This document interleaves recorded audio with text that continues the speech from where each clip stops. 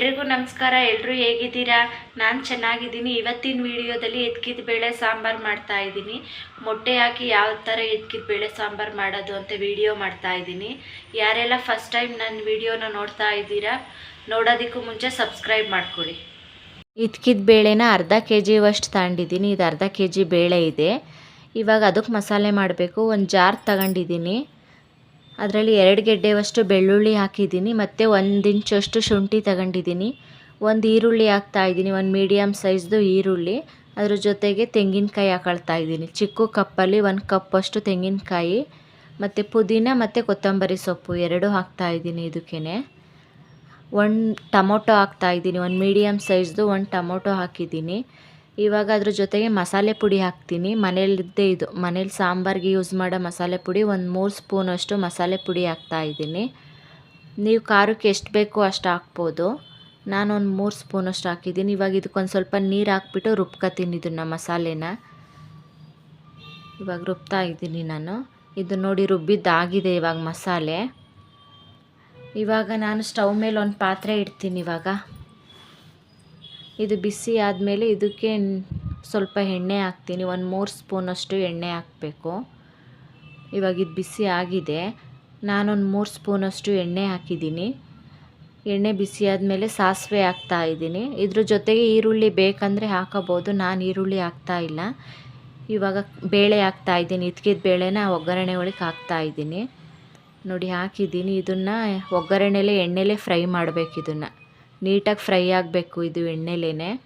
ಇವಾಗ ನೋಡಿ ನಾನು ಫ್ರೈ ಮಾಡ್ತಾ ಇದ್ದೀನಿ ಒಗ್ಗರಣೆಲೆ. ಇದನ್ನು ಒಂದು 5 ನಿಮಿಷ ಫ್ರೈ ಮಾಡಬೇಕು.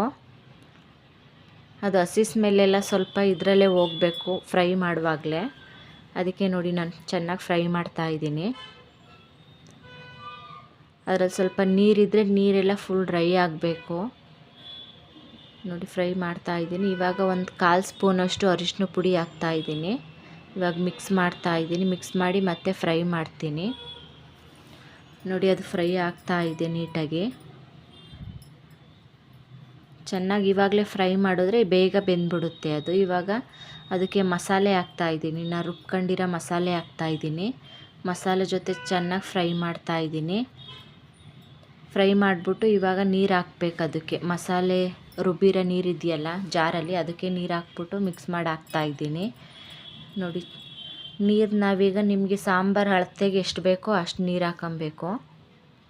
ನಾನಿವಾಗ ಎಷ್ಟು ಬೇಕೋ ಅಷ್ಟು ಹಾಕಿದ್ದೀನಿ. ನೋಡಿ ಇವಾಗ ಮಿಕ್ಸ್ ಮಾಡ್ತಾಯಿದ್ದೀನಿ ಚೆನ್ನಾಗಿ.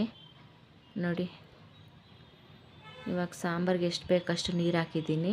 ಇವಾಗ ಸ್ವಲ್ಪ ಉಪ್ಪು ಹಾಕ್ತೀನಿ ನಾನು. ರುಚಿಗೆ ಎಷ್ಟು ಬೇಕೋ ಅಷ್ಟು ಉಪ್ಪು ಹಾಕ್ತಾಯಿದ್ದೀನಿ. ಇವಾಗ ಇದು ಚೆನ್ನಾಗಿ ಕುದಿಬೇಕು. ಇದು ಕುದಿಯೋದ್ರಿಂದನೇ ಕಾಳು ಬೇಯುತ್ತೆ. ಕಾಳು ಬೇಯೋವರೆಗೂ ಇದನ್ನು ಚೆನ್ನಾಗಿ ಕುದಿಸ್ಬೇಕು. ನೋಡಿ ಕುದೀತಾ ಇದೆ. ಈ ಥರ ಕುದಿ ಬಂದಿದೆ. ಬೇಯಬೇಕಿದೆ ಇನ್ನು. ಕಾಳು ಇನ್ನೂ ಬೆಂದಿಲ್ಲ. ಬೇಯಲಿ ಇನ್ನೂ ಒಂದು 5 ನಿಮಿಷ. ಇದಕ್ಕೆ ಇವಾಗ ಪ್ಲೇಟ್ ಮುಚ್ಚುತ್ತೀನಿ ನಾನು. ಪ್ಲೇಟ್ ಮುಚ್ಚಿಬಿಟ್ಟು ಬೇಯಿಸ್ತೀನಿ. ಇವಾಗ ನೋಡೋಣ ಆಗಿದೆಯಾ ಅಂತ. ತೆಗೆದೆ ಕುದೀತಾ ಇದೆ. ಕಾಳು ಬೆಂದಿದೆಯಾ ನೋಡ್ತೀನಿ ಇವಾಗ. ನೋಡಿ ಇದು ಕಾಳು ಬೆಂದಿದೆ. ಇದು ಒಂದೊಂದು ಬೇಳೆ ಸೈಡೆಲ್ಲ ಓಪನ್ ಆದರೆ ಕಾಳು ಬೆಂದಿದೆ ಅಂತ. ಇವಾಗ ಹಂಗಾಗಿದೆ. ಇದು ಕಾಳು ನೀಟಾಗಿ ಬೆಂದೈತೆ ನೋಡಿ.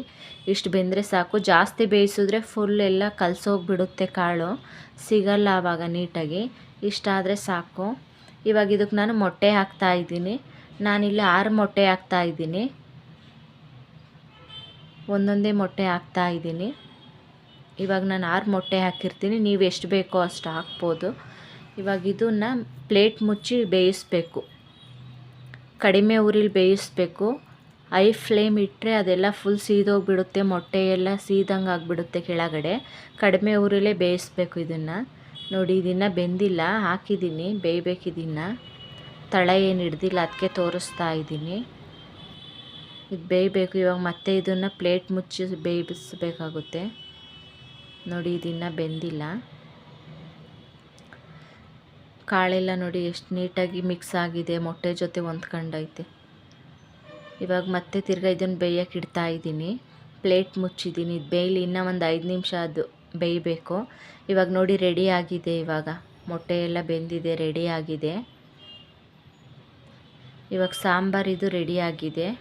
ಈ ವಿಡಿಯೋ ನಿಮಗೆ ಇಷ್ಟ ಆದರೆ ಲೈಕ್ ಮಾಡಿ, ಹಾಗೆ ಶೇರ್ ಮಾಡಿ, ಕಮೆಂಟ್ ಮಾಡಿ.